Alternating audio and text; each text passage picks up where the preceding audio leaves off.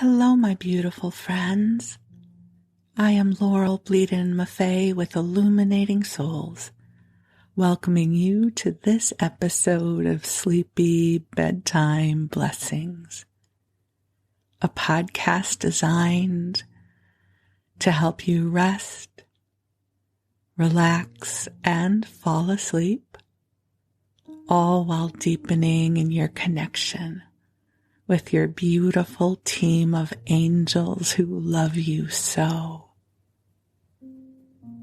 I am an angelic practitioner, a spiritual teacher, and an encourager of souls, and it is my great joy to love, support, and encourage you as you move about your life's path.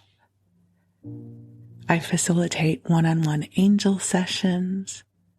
I offer soul mentoring and a variety of classes designed to inspire your spirit. And you can learn more at my website, illuminatingsouls.com. But for now, the angels and I are here to help you come into a lovely, sweet, soothing space for rest and relaxation. As most of you know, I have been listening to sleep podcasts for years, and I find that they are so helpful in building that bridge between my waking consciousness and that beautiful mystery of sleep. And I love them so much that I was guided to create this program for you, because I believe there can't be enough sleep podcasts out there. I'm always looking for new ones, so my hope is this will find its way to you, and you will be able to come into a lovely space of light and sweetness. I know some of you listen to help you fall asleep, and others of you listen during your waking hours. And however you choose to listen to this podcast, you have my blessing and gratitude. I am so deeply grateful for this opportunity to be here with you. So the way the program works, we will be together for about an hour. Usually the first 15 to 20 minutes, I share with you something about the angels or something on our spiritual path, and I bring the angels in. And so not only do I speak to you about the angels, but my intention is for this broadcast to be filled with the love of the angels so you can receive light from the angelic realms as you're listening. And then, for the second part of the program, I share with you some kind of story. I share with you perhaps a story from my life. I'll read to you from something in the public domain. I'll flip through the pages of an old cookbook or TV guide or catalog, and we'll go down memory lane together. So there's a variety of episodes. This is my 120th episode. So there are lots of episodes you can listen to. What I do with sleep podcasts is I set the timer on the app to stop playing after the first episode is done. But some people like to set up a playlist that can run for hours. So whatever you decide to do will be perfect. And my hope is you will feel into the love we are bringing forward for you here and now. And I'm guided to share with you about the beauty and the goodness that comes with the exercise in consciousness that we call hope. Hope is such a powerful expression of feeling into the future streams and visualizing and energizing what might be.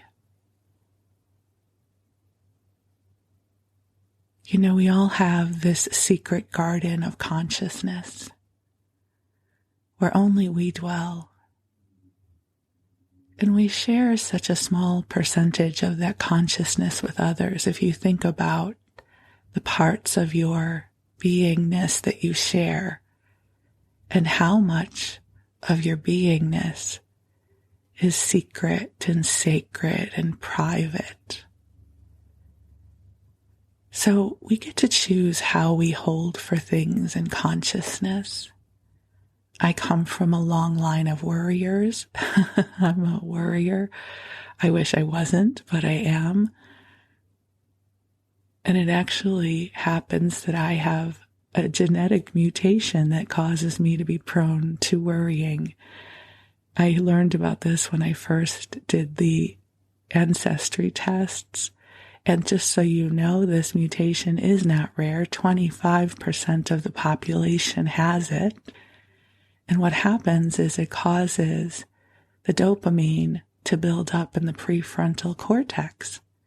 That there's an enzyme that is supposed to dissipate the dopamine, and in 25% of us, it doesn't work effectively. And so there's a buildup of dopamine which can cause worrying, panic, anxiety. Sound familiar?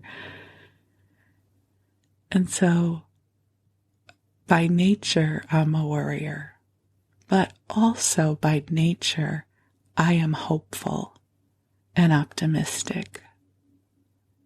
So I thought perhaps, rather than talking about worry, we could talk about hope. And you have probably heard this quote before, but it's so beautiful, I'm going to share it with you now. It's Hope is the Thing with Feathers by Emily Dickinson. And it says, hope is the thing with feathers that perches in the soul and sings the tune without words and never stops at all. And the sweetest in the gale is heard, and sore must be the storm that could abash the little bird that kept so many warm. I've heard it in the chilliest land and on the strangest sea, yet never in extremity it asked a crumb of me.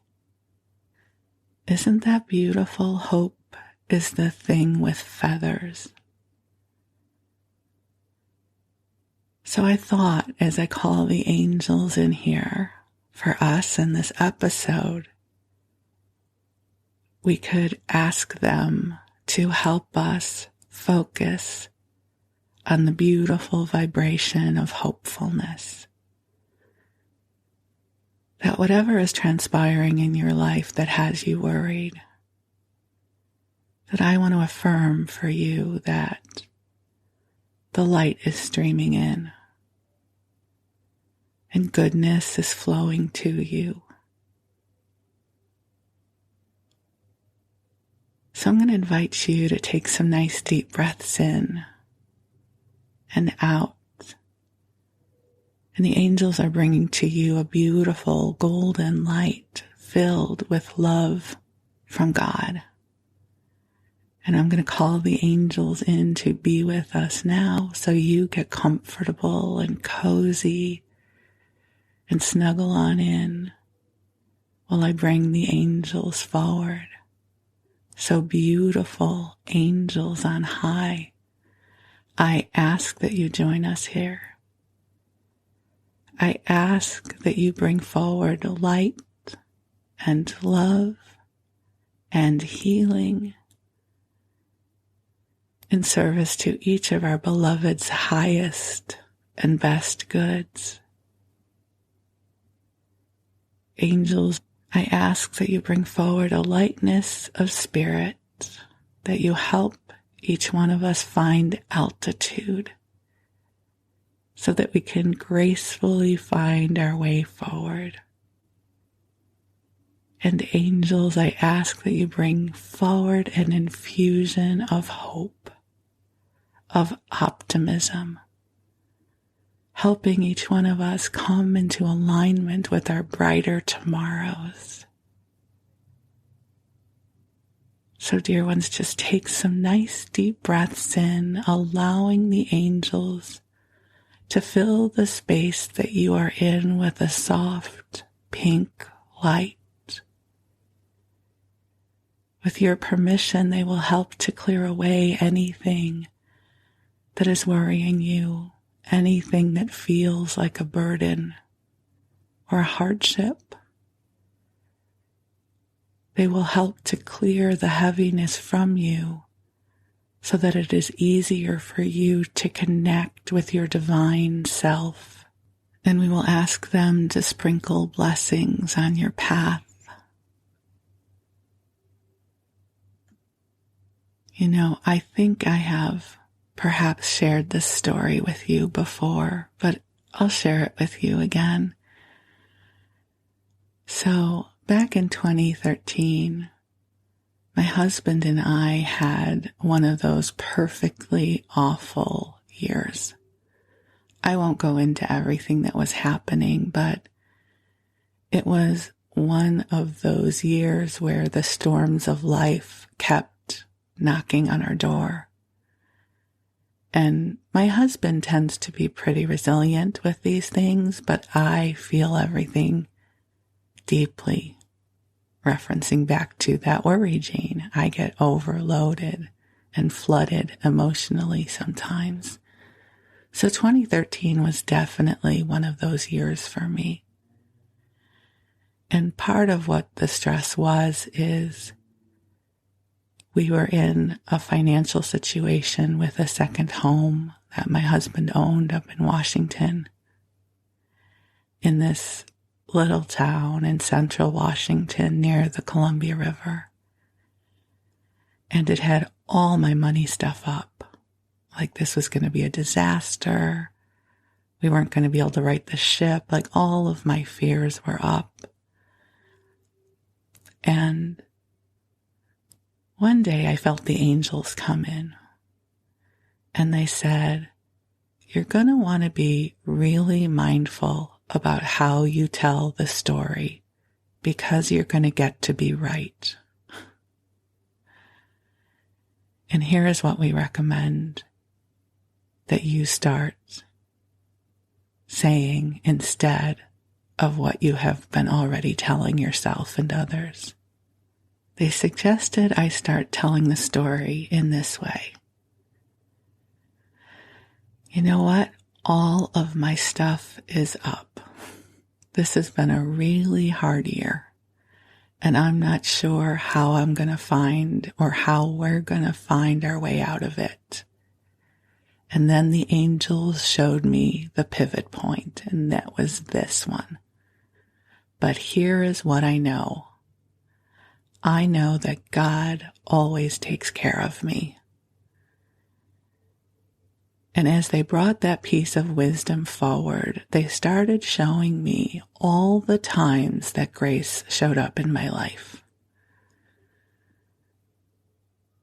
So, here is what I know. That God always takes care of me. And things always have a way of working out for me. And I could feel into the truth of that. I happen to live a very blessed life, and always things seem to work out. Things seem to turn. I seem to find my way. So they had me start telling the story that way. So this has been a really difficult year, and all my stuff is up. But here is what I know. God always takes care of me, and things always seem to work out, so I affirm that right now, things are transpiring in a way that will feel so much better and brighter than it does right now. And so I really shifted, and I started holding it in consciousness this way, and I really appreciated that guidance because it made space for my upset and fear. I wasn't doing a spiritual bypass on it. but it also allowed me to pivot and remember all the times that life worked out for me. And that in some way is that vibration of hope that we're speaking about. And here's what happened. Probably about 5 months later, I met these two beautiful women who were married to each other. And we had talked about some potential projects over the phone. And then one of them signed up for a class with me. And in that particular class, I had everyone share where they lived. And it turned out that these women lived in the town adjacent to this house that we owned. And they loved where they lived. And I had had such bad associations because of everything we had been through. They said, next time you come up, we want to help you fall in love with this place. And they did. They showed up. Just like this beam of light showed up. And they showed me the area where our house was through their eyes. It was a place that they loved. They became friends of ours. And things worked out. I mean, it was still a long and hard journey for us with this home. And I'm not going to go into all the details, but it wasn't easy. But this prayer, this affirmation, this hope, this promise became powerful within me. That I could acknowledge that things were challenging, and yet the promise, the hope, the sweetness, the awareness that I happen to live a blessed life and life works out for me was there to help soothe and comfort me during the challenging parts. So I thought I would share with you some of the things that are making me so hopeful right now. And they're not things specific to me. They're things that are happening in the collective. Because listen, I know that we can certainly look into the collective and see all of the things that aren't working well, right? Life is kind of challenging these days, but there are wonderful things that are bringing me a tremendous amount of hope. So one is something I started sharing with you last month about, which is ChatGPT and all of the things that are happening with AI. Our life is going to change dramatically in the next 10 years because of AI. And many, many things are going to be more available to the masses and are going to be made easier for us all. And so I am so excited about the developments that are coming down the pike. Even already, it's helping me with my copywriting, with keeping my thoughts organized. You know, I'm 60 years old now. My executive, what do they call it? Your executive function, when they say that, you get brain fog and you're not as good as organizing things. Whatever that is, it's not horrible for me these days, but I don't necessarily have the razzle-dazzle I once did for keeping myself organized and writing out my thoughts and copywriting and all of that. And ChatGPT is like my friend now. I'm like, hey, can we write some stuff together? And I give it my thoughts and it cleans it up. So I am so excited and hopeful about what AI is going to be bringing forward for us all. Another thing that I am profoundly hopeful about, it feels like it is the answer to a lifelong prayer, and that is the obesity medications that are coming on the market, like Wegovy and Mounjaro. I have lived 55 years of my life battling weight. And I spent many decades of my life feeling like it was all my fault. It was a personal failing, that there was something wrong with me, that I could not handle this on my own. And somewhere around 2013, I started finding information that said that might not be true. This may be a metabolic condition. And that means that that's not about my personal failing. It means there's something going on with me physically. And over the years, I have learned so much more about this that I really, well, I shouldn't say it that way. Let me say it differently. Where for the first 40 years of my life, I thought my weight was 100% my fault. I now believe that my weight might be only 25% my fault. And it might not be any of my fault, but there has been a profound shift in the way the medical community is contemplating obesity. There was one woman who had posted something on Twitter. I wish I had saved it, but I didn't. She had spent her career researching obesity based on the premise of it being an, energy in, energy out imbalance, right? So you're eating too much and not moving enough. And in this tweet, she said, I am now reconciling that I have spent my career chasing the wrong premise when it comes to obesity. Isn't that profound? And I have been praying for this because for the last easily 7 years of my life, I have absolutely believed that this is a physical metabolic imbalance. That just like my body knows how to set my temperature and my blood pressure, it regulates these things, it regulates weight. And these new drugs that are coming on the market are indicating that there is an intervention available that helps with weight loss. Now, it's in the very early days. The research is still early. And I think all of the people who are trying these medications are very courageous. And they're going to be providing data that will help the collective in years to come.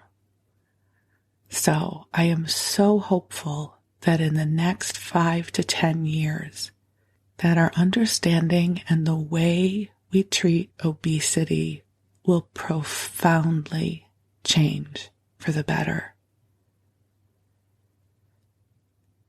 Which I think is so cool, and I am so looking forward to that time. So these are just 2 examples of things that give me so much hope for the future. That I know that the world is a bit crazy right now, and there's plenty of things to feel worried about.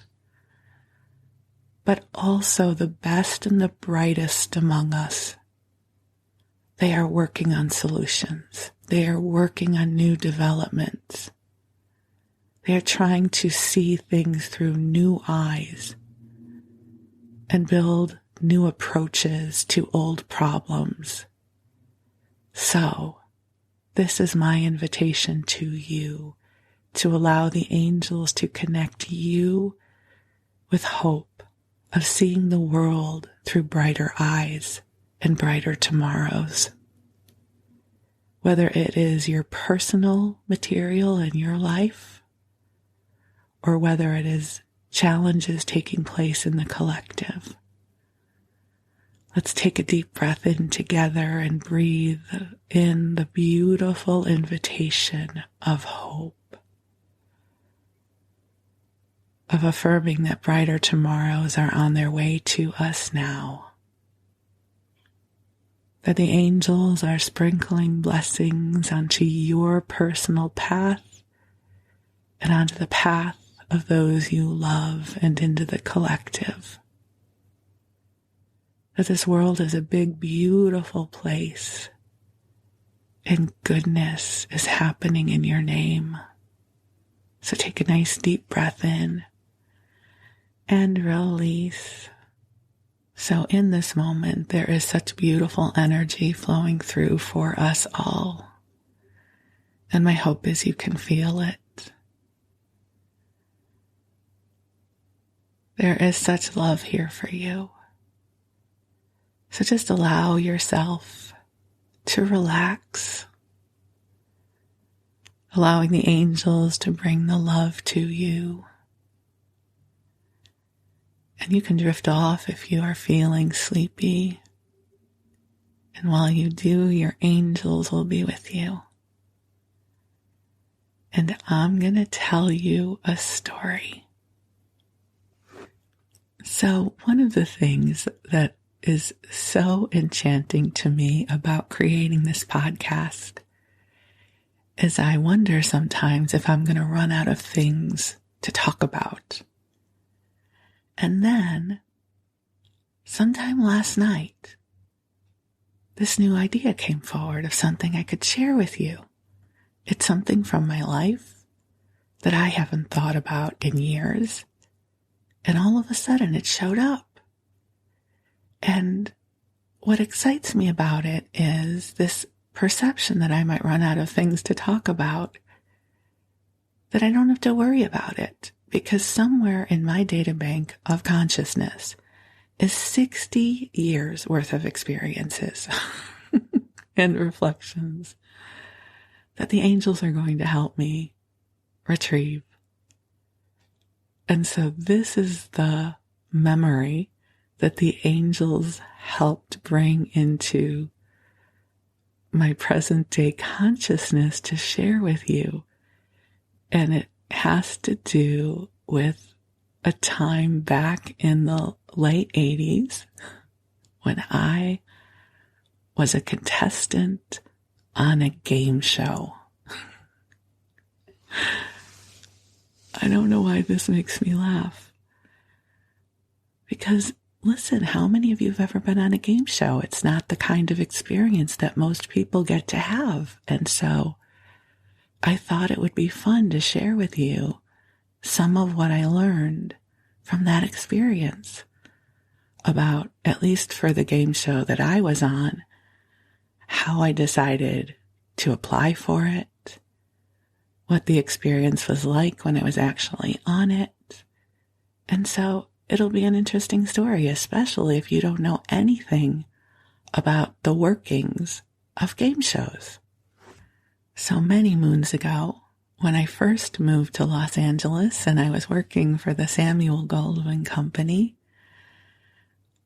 it just so happened that there were a couple of guys who worked there who were around my age, who were all from Chicago.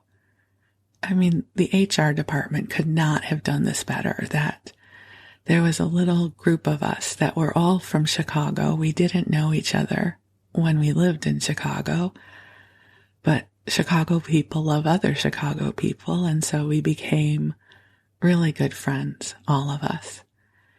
And one of our friends, Mark, before I met him, had been on the game show Sale of the Century. And he had won $25,000.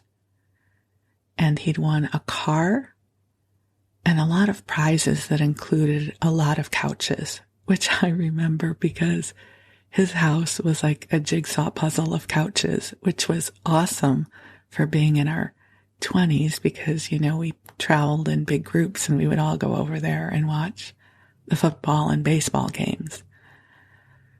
So Mark had won a lot of money on this game show. And so at some point, my other friend and I thought, well, let's apply. If Mark could do it, maybe we can too. I mean, I didn't know that I was going to win $25,000, but it seemed like a really fun adventure. So here's the thing, at least about that game show, which I think is going to be pretty similar to other game shows. Once a month or so, they had a group casting where you could just go and apply. And it was 2 parts. One was a trivia test of some kind, and not the cool trivia, like what was the actress's name who played Marsha Brady. Like I would do really good on that kind of trivia. But it was more things like mythology, history, there might have been some science. And the truth be told, I would have not passed this test on my own. But my friend who I was with, he was really, really smart. And I cheated off of his test with his permission.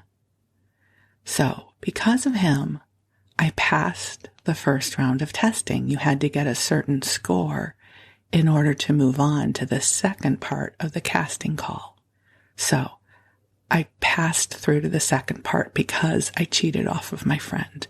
There, I have now admitted it.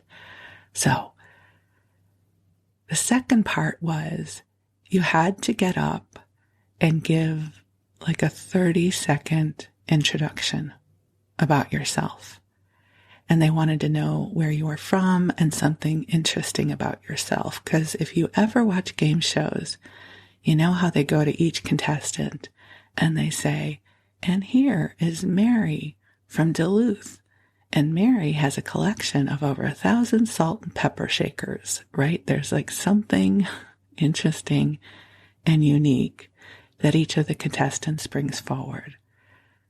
Well, for Sale of the Century, they did that as part of our audition process. So I don't recall that we got to see each other's auditions, but my friend, who I had cheated off of, he was very dry in his sense of humor. And I don't remember what he said, but he didn't make it through to the next round because of however he, shared about himself. I don't remember what happened. But when it was my turn, I'm a pretty bright and shiny, razzle-dazzle kind of girl. Like I've got this red fluffy hair and I'm pretty exuberant when I want to be. And I don't remember all of what I said, but I remember my spark line. The thing that was like, this is my glitter. This is my extra something. So the beginning was probably something like, hi, I'm Laurel Bleadon-Maffei, and I am from Chicago, Illinois, and I moved out to Los Angeles to work in the entertainment industry. And so far, my claim to fame is that I rode in an elevator with Mikhail Baryshnikov. And I'm sure I said it in a way that was bright and shiny with a lot of personality.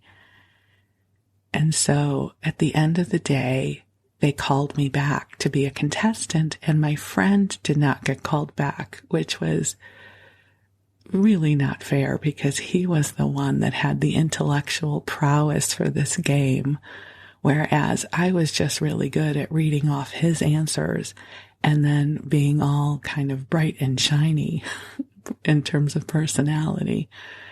And just as an aside, I did not ride in an elevator with Mikhail Baryshnikov, but I loved Mikhail Baryshnikov so much. And he once came to the Samuel Goldwyn office for a meeting. They were considering remaking A Bishop's Wife, and they thought that he might be a good choice to play Dudley the Angel. This is a little inside entertainment industry stuff that I'm sure nobody but me remembers. And I was just aflutter that he was going to be in our office. And so I asked the receptionist who I was friends with, listen, when he gets in the elevator, call my phone, ring once and hang up. And then I'll go to the elevator and pretend that I'm getting on. And so she did. And so when he got into the elevator to leave the office, she called my phone and hung up. And then I ran over to the elevator because I was on a different floor. And Sure enough, the elevator doors opened, Mikhail Baryshnikov walked out, and I walked in. So I passed him in an elevator, but I changed the story so I could get onto Sale of the Century. So now I'm a contestant, and they give you your taping days. They ask that you block off a series of days. I want to say it was 3 to 5 days. I don't really remember. Now, here's the thing you should know. I don't know if you've ever heard of the quiz show scandals back in the 50s, but because of the scandals, there are all of these laws, rules, regulations in place to make sure that game shows are not rigged. And here's some of the things that took place. So the first thing is they give you your days of taping, and you are not guaranteed to be on the show. They recruit more contestants than they need so that the producers and the people who actually manage the game show cannot assign contestants to different games. It has to be random.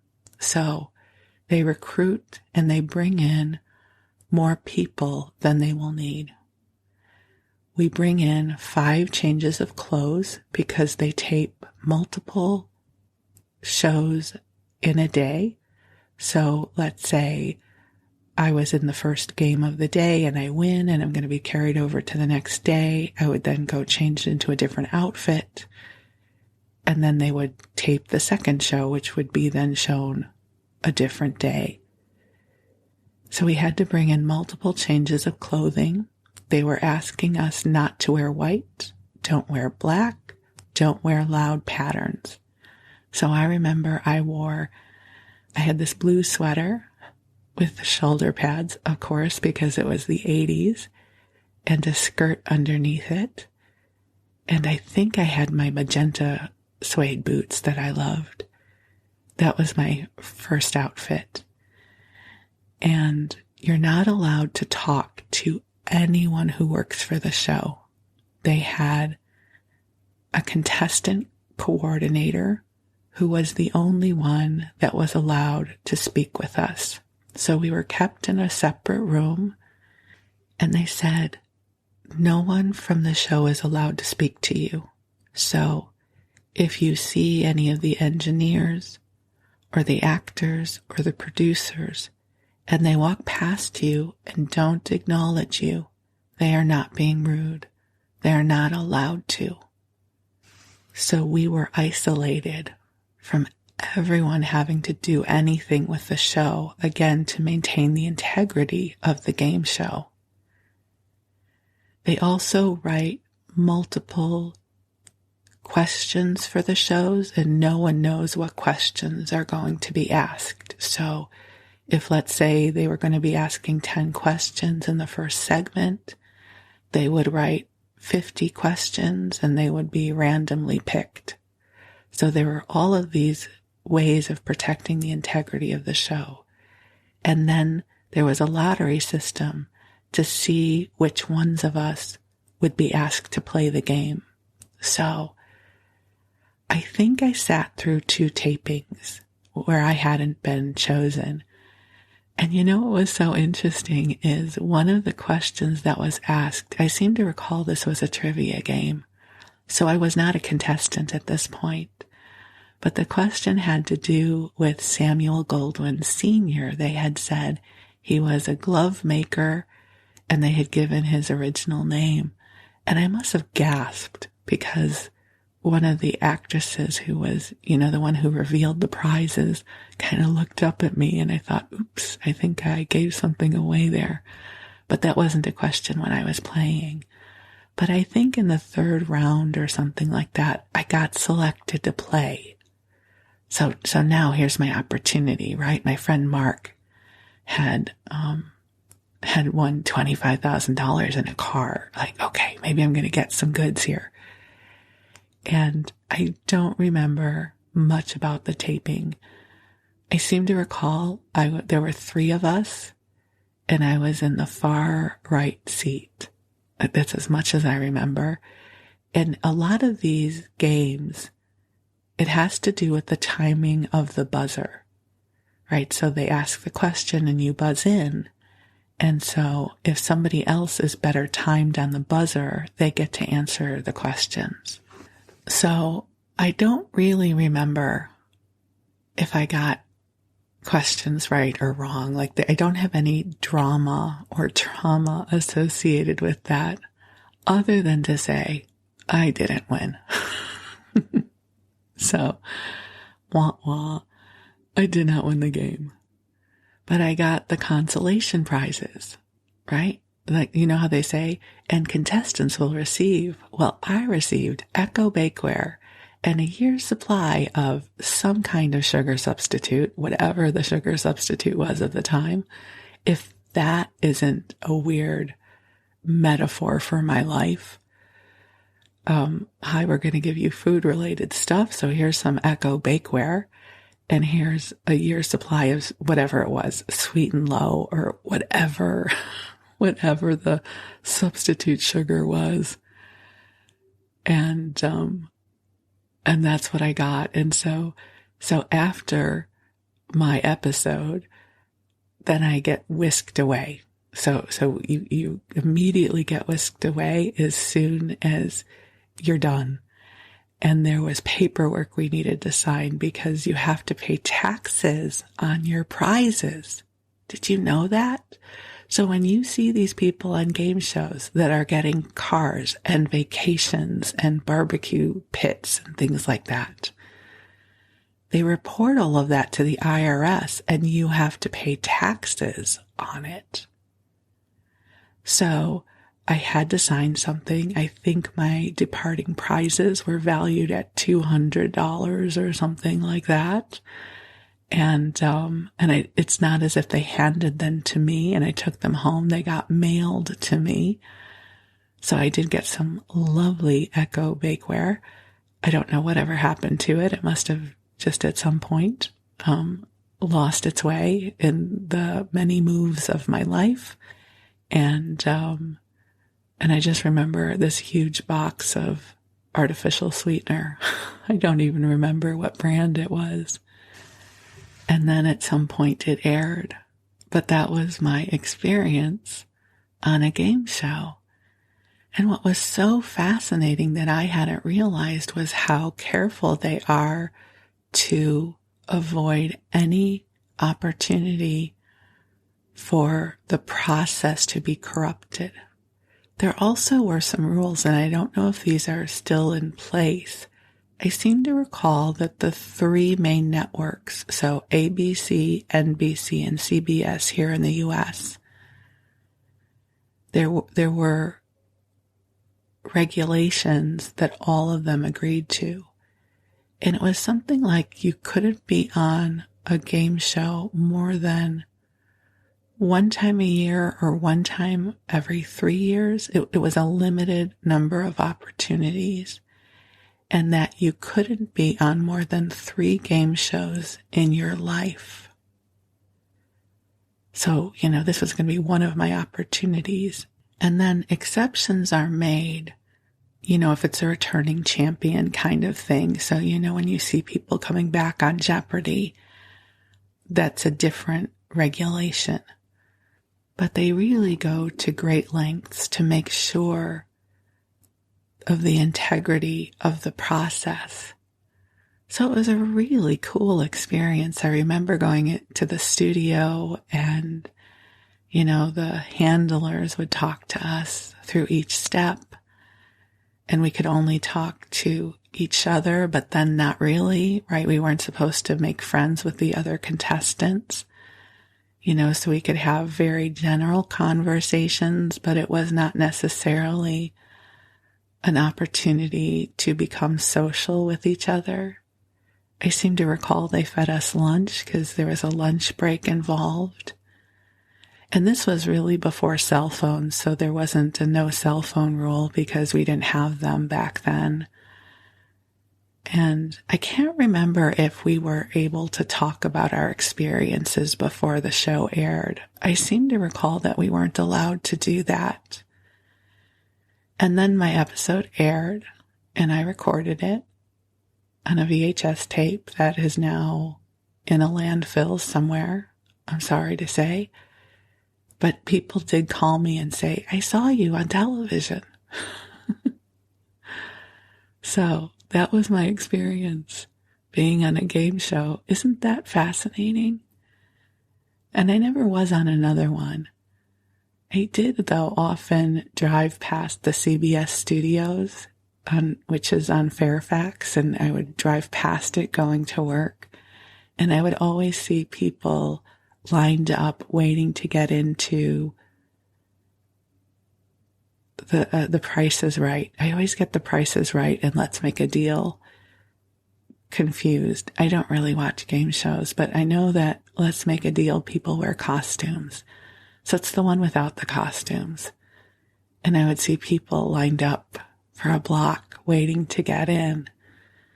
So if you're ever in Los Angeles and you want to try being on a game show, it's a really cool experience. I mean, it's a kind of experience not a lot of people get to have.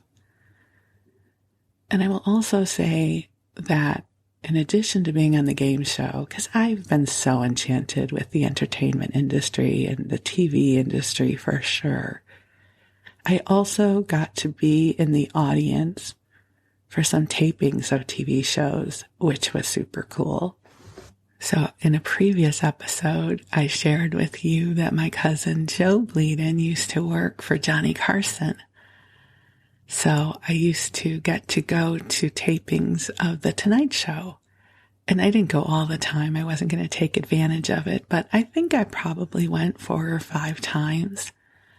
Again, I don't have any specific memories of going to a taping other than on TV, the stage and the curtain seems so big, but when you're there in person, it's not as big as it looks. It's actually kind of small, but it's all about camera angles and stuff like that. So I went to tapings of The Tonight Show, and then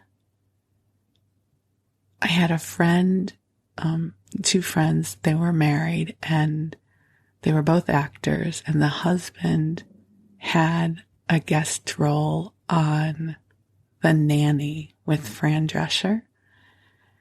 And so his wife and I got to go to a taping of The Nanny when he was on the show.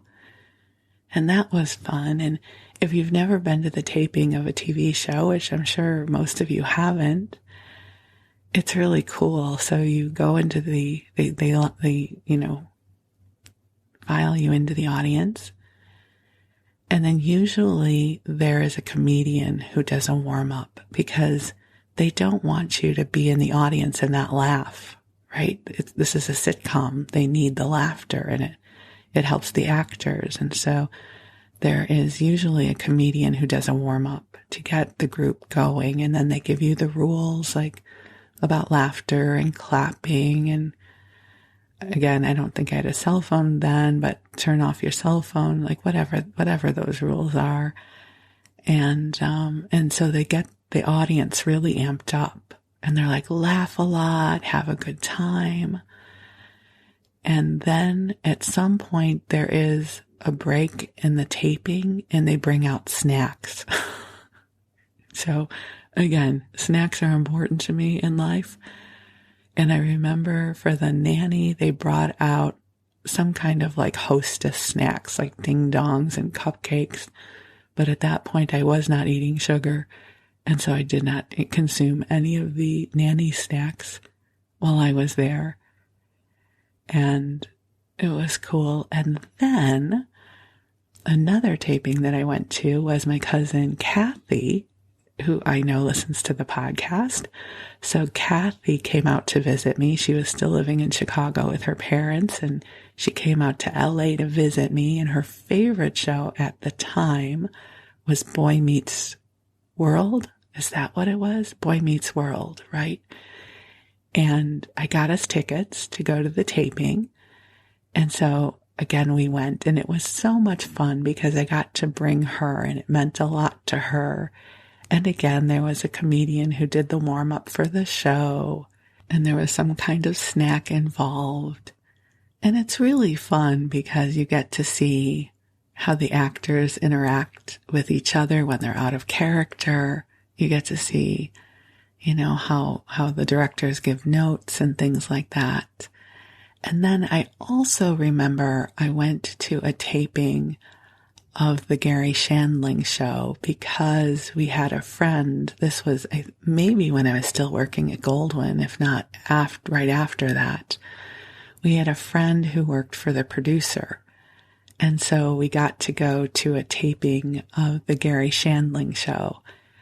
Again, I don't have any specific memories about that, but as someone who grew up loving television, I absolutely love that I got to live a time of life when I got to participate in it, whether I was a contestant on a game show or I got to go to a taping of a sitcom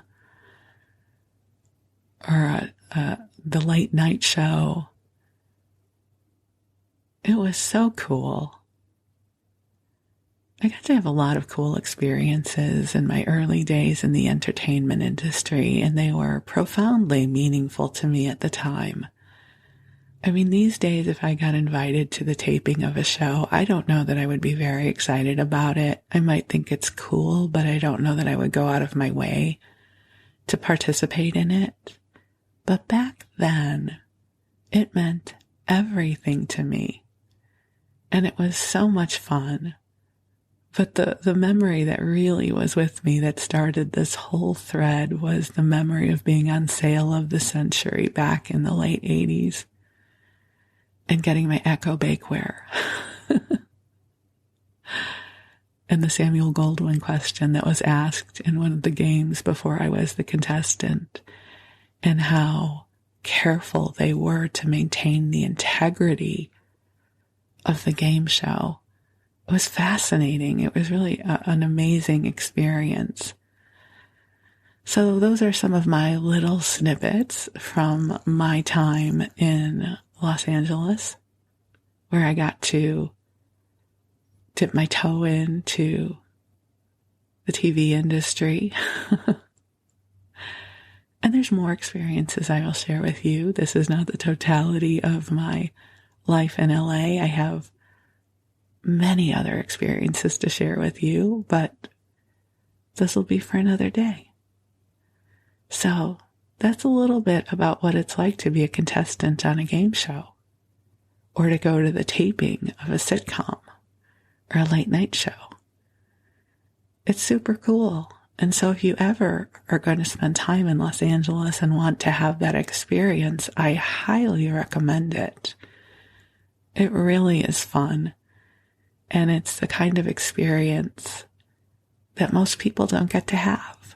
So here's a wave of gratitude for all of those beautiful adventures I've had in my life. And I am grateful I get to share them with you. So here's to waves of hope, of brighter tomorrows, of joyful adventures,